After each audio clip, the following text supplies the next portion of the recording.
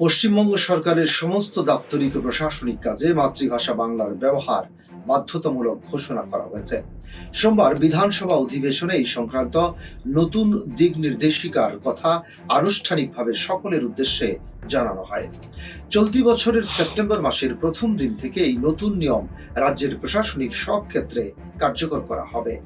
কেন্দ্রীয় স্বরাষ্ট্রমন্ত্রী অমিত শাহের পাঠানো একটি বিশেষ অনুরোধ সূচক চিঠির প্রেক্ষিতে রাজ্য সরকার এই পদক্ষেপ গ্রহণ করেছে। চিঠিতে বিদেশি ভাষার প্রয়োগ কমিয়ে বাংলা কিংবা রাজভাষা হিন্দির সঠিক চর্চা বাড়ানোর জন্য বিশেষভাবে অনুরোধ করা হয়। চলতি বছর ভারতের বিশিষ্ট নেতা শ্যামাপ্রসাদ মুখোপাধ্যায়ের ১২৫তম জন্মবার্ষিকী হওয়ায় তার নীতিকে সম্মান জানাতেই এই সিদ্ধান্ত। শ্যামাপ্রসাদ বাবু মনে করতেন, প্রশাসনিক কর্মকাণ্ড নিজস্ব ভাষায় পরিচালিত হলেই গণতান্ত্রিক ব্যবস্থা সত্যিকার অর্থে সফল হয়।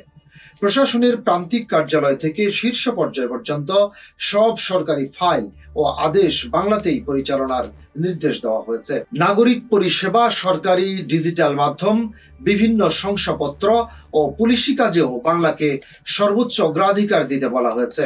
কেন্দ্রের সাথে যোগাযোগের ক্ষেত্রে প্রয়োজন অনুযায়ী বাংলা অথবা হিন্দি ভাষাকে বিনিময়ের মাধ্যম হিসেবে ব্যবহারের বিধান রাখা হয়েছে। সেপ্টেম্বর মাসের প্রথম দিন থেকে রাজ্যের সর্বস্তরে মাতৃভাষার প্রয়োগ কঠোরভাবে নিশ্চিত করার প্রতিশ্রুতি দেওয়া হয়েছে। চিঠির আদেশ মেনে সরকারি পর্যায়ে সমস্ত আদান প্রদান বাংলা ও হিন্দিতে করার বিষয়ে পূর্ণ সম্মতি জ্ঞাপন করা হয়। বিধানসভার অধ্যক্ষ রথীন্দ্র বসু সরকারের এই নতুন নীতিকে পূর্ণ সমর্থন জানিয়ে আন্তরিকভাবে সাধুবাদ প্রকাশ করেছেন। তিনি উল্লেখ করেন যে শুরু থেকেই বিধানসভার সমস্ত কার্যক্রম বাংলায় পরিচালনা করার ইচ্ছা তার মনে সুপ্ত ছিল।